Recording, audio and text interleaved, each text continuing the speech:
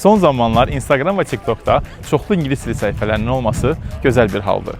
Amma bunun mənfi cəhətləri də var. Hansı ki siz ingilis dili öyrənmək istərkən bu səhifələri izləməyə başlayırsınız və onların paylaşdığı sözləri əzbərləyərək söz bazanızı inkişaf etdirmək istəyirsiniz. Amma onlar misal üçün "it rains a lot" ifadəsi yerinə "it's pouring down" işlətmirlər və orada hansısa bir keçmişdə bir kinoda işlənilən "it's raining cats and dogs" ifadəsini istifadə edirlər. Siz də belə düşünürsünüz ki, ingilislər çoxlu yağış yağanda istifadə edir ki, "it's raining cats and dogs". Amma hansı ki bu belə deyil.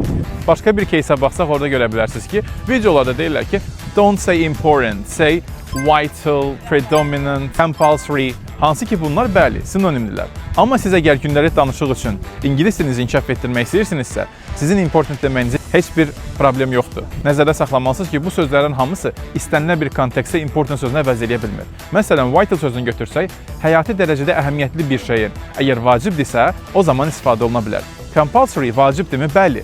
Amma icbari mənasında vacibdir. Demək olar ki, əksər mənalarda importantı heç əvəz belə etmir.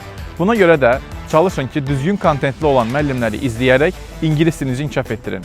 Buradan müəllimlərə isə səslənirəm ki, gəlin ingilis dilini tələbələrin gözündə bu qədər böyütməyək. Çünki onlar hal-hazırda motivasiyanı bizdən alırlar və bizim postlarımız sayəsində onlar ingilis dilini inkişaf etdirə bilərlər. Hər biriniz uğurlar.